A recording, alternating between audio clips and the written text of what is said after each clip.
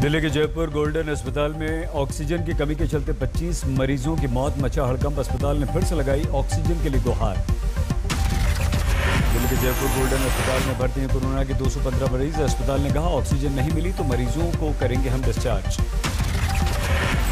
दिल्ली के अस्पतालों की कोरोना से जुड़ी याचिका पर दिल्ली हाईकोर्ट ने की सुनवाई। जयपुर गोल्डन अस्पताल समेत 4 अस्पतालों ने हाईकोर्ट से मांगी पुलिस की सुरक्षा।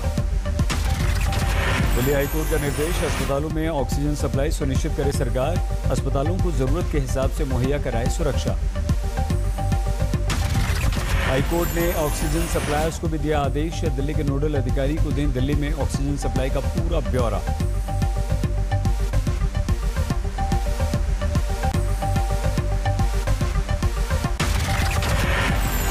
ऑक्सीजन को लेकर दिल्ली हाईकोर्ट सख्त, कहा ऑक्सीजन ब्लॉक करने वाले का नाम बताएं, हम उसे फांसी पर चढ़ा देंगे। दिल्ली हाईकोर्ट ने की टिप्पणी, ये कोरोना की लहर नहीं सुनामी है। दिल्ली हाईकोर्ट ने सुनवाई के दौरान कहा मई में कोरोना संकट का पीक आना बाकी, ऐसे में केंद्र सरकार की क्या है तैयारी।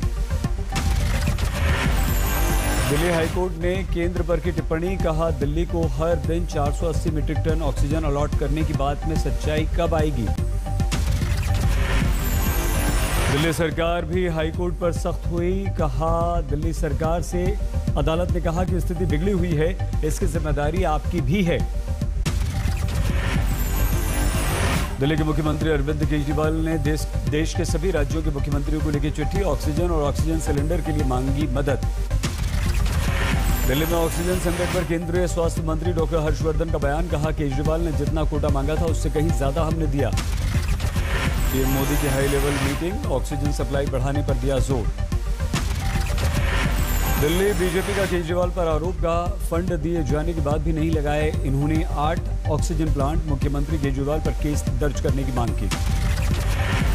राहुल गांधी का ट्वीट लिखा, आने वाले दिनों में यह संकट और भी गहराएगा, इससे निपटने के लिए देश को तैयार करना होगा, वर्तमान दुर्दशा असहनीय। अमृतसर में एक प्राइवेट अस्पताल में ऑक्सीजन की कमी पर बरपा कहर, 5 कोरोना पीड़ितों ने तोड़ दिया दम। ऑक्सीजन की कमी के कारण एम्स में रोकनी पड़ी 1 घंटे के लिए इमरजेंसी बैठक, दोबारा सेवा बहाल हुई। ऑक्सीजन की कमी की वजह से 2 अस्पतालों में किए गए कोविड बेड काफी कम। राजीव गांधी सुपर स्पेशलिटी और जीबीटी ने घटा दी अपने बेड्स की संख्या। दिल्ली के बत्रा अस्पताल में आज सुबह से गहराया ऑक्सीजन का संकट, अस्पतालों में भर्ती हैं 350 कोरोना पीड़ित। दिल्ली के माता जानम देवी अस्पताल में भी कोरोना की वजह से ऑक्सीजन की कमी, अस्पताल में भर्ती हैं 200 से ज्यादा कोरोना के मरीज। यूपी में बढ़ गई कोरोना मरीजों की संख्या, पिछले 24 घंटों में 38,000 से ज्यादा केस। यूपी में एक दिन में कोरोना से मरने वालों की संख्या 200 के पार, कोरोना से 223 लोगों की जान गई। यूपी की राजधानी लखनऊ में थोड़ी राहत भरी खबर, 5400 से ज्यादा नए केस, 5800 मरीज ठीक भी हुए। दिल्ली से सटे नोएडा में कोरोना के 970 नए मरीज, पिछले 24 घंटों में मिले 6 लोगों की मौत भी हुई। गाजियाबाद में 585 नए मरीज, कोरोना से 10 लोगों की गाजियाबाद में मौत। महाराष्ट्र में कोरोना के केस 67,160 हुए, 676 लोगों की मौत। मुंबई में 5,888 नए मामले। महाराष्ट्र के पुणे में 24 घंटों में 4,000 नए केस, 74 लोगों की जान गई।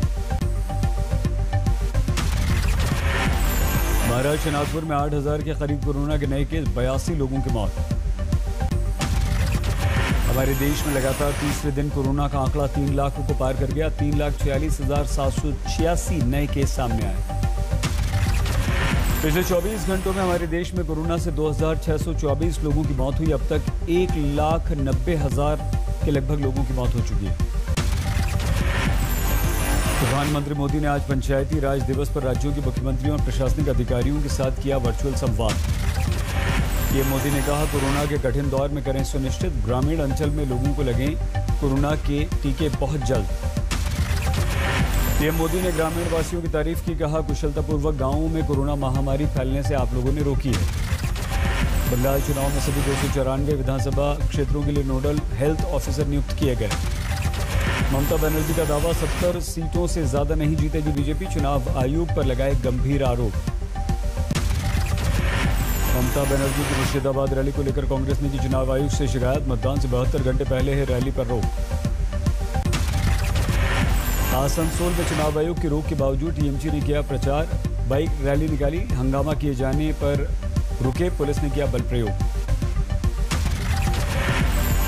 महाराष्ट्र के पूर्व गृह मंत्री अनिल देशमुख पर सीबीआई का शिकंजा, करीब 10 घंटे तक पूछताछ की।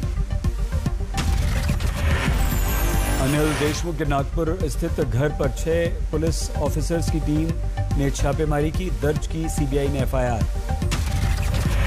अनिल देशमुख पर दर्ज एफआईआर पर संजय राउत का निशाना, कहा यह सीबीआई का एजेंडा है।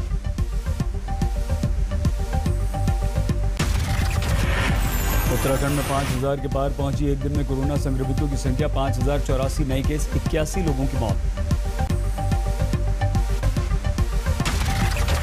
जम्मू कश्मीर में एक दिन में 2000 के पार कोरोना मरीजों की संख्या, 15 की गई जान। जम्मू कश्मीर को कोरोना के केस बढ़ने के बाद सख्ती हुई है। रात 8 बजे से 34 घंटे का कंप्लीट लॉकडाउन लगा दिया गया। बिहार में कोरोना संक्रमण के 12,359 नए केस, राज्य में एक्टिव केस हुए 81,000 के पार।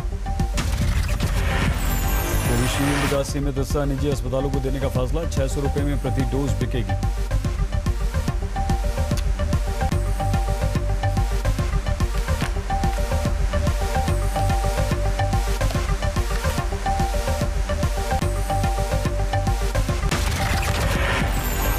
केरल में कोरोना के 26,685 नए केस, 24 घंटों में 25 लोगों की जान गई। केरल में 2 लाख के करीब पहुंचे कोरोना के एक्टिव केस, सबसे ज्यादा मामले कोझिकोड और कोची में। कर्नाटक में बड़े कोरोना के मरीज, 24 घंटों में 29,000 से ज्यादा केस, 208 लोगों की मौत। आंध्र प्रदेश में बीते 24 घंटों में कोरोना के 11,698 नए केस, 24 घंटों में 37 लोगों की मौत हुई। तमिलनाडु में कोरोना के 14,842 नए केस, 4,000 से ज्यादा मामले राजधानी चेन्नई में। गुजरात के deputy CM Nitin Patel corona positive, 2 दिन से अमित शाह और विजय रूपाणी के साथ कार्यक्रम में शामिल हो रहे थे। बीजेपी सांसद कौशल किशोर की चेतावनी, पीड़ितों को ऑक्सीजन नहीं मिला तो धरने पर बैठ जाऊंगा। कानपुर में ऑक्सीजन की कमी, परमवीर चक्र विजेता वीर अब्दुल हमीद के बेटे पर भारी पड़ी। अस्पताल में भर्ती अब्दुल हमीद के बेटे अली हसन की मौत। टिहरी के गवर्नमेंट नर्सिंग कॉलेज के 93 छात्र कोरोना पॉजिटिव, हॉस्टल को कंटेनमेंट जोन घोषित कर दिया गया। लखनऊ के कोरोना अस्पतालों को रोज 2 बार बताना होगा अस्पतालों में खाली बेड की स्थिति, डीएम्स ने जारी किया आदेश। हमारे देश के अलग अलग हिस्सों में ऑक्सीजन पहुंचाने की कवायद तेज हुई। बोकारो से लखनऊ पहुंची ऑक्सीजन एक्सप्रेस। वाराणसी में ऑक्सीजन की कमी पूरी करने में ऑक्सीजन एक्सप्रेस से मिली मदद, ट्रेन से उतारा गया एक बड़ा ऑक्सीजन टैंकर। गाजियाबाद के इंदिरापुरम में गुरुद्वारे में हो रहा है फ्री कोरोना टेस्ट, लोगों की लंबी लंबी लाइन। गुरुद्वारे में जरूरतमंदों के लिए ऑक्सीजन के भी इंतजाम, गंभीर रूप से पीड़ितों को दी जा रही है फौरी मदद। कानपुर में ऑक्सीजन प्लांट के बाहर जुटी भीड़, ऑक्सीजन सिलेंडर की उम्मीद में पहुंचे कोरोना पीड़ितों के परिजन। नोएडा में वीकेंड कर्फ्यू के दौरान जबरदस्त मुस्तैद दिखी पुलिस, बाहर निकलने वालों से पूछताछ की। भोपाल के जहांगीराबाद में वीकेंड कर्फ्यू का असर, बाजार में पसरा सन्नाटा, दुकानों पर लटके ताले। जहांगीराबाद में बेवजह बाहर निकलने वालों के कटे चालान, वीकेंड कर्फ्यू को लेकर प्रशासन है बेहद सख्त।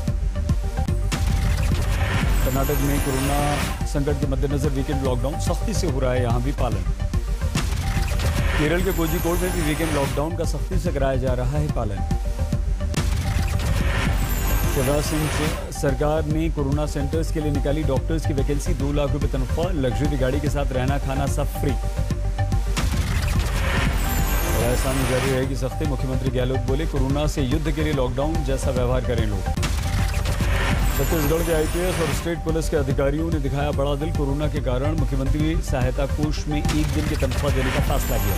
केरल में अगले 2 दिन लॉकडाउन जैसे कड़े प्रतिबंध, केवल जरूरी सेवाओं को इजाजत। दिल्ली हाईकोर्ट समेत सभी जिला अदालतों ने अब वीडियो कॉन्फ्रेंसिंग से सुनवाई, कोरोना के बढ़ते मामलों को देखते हुए ये फैसला लिया।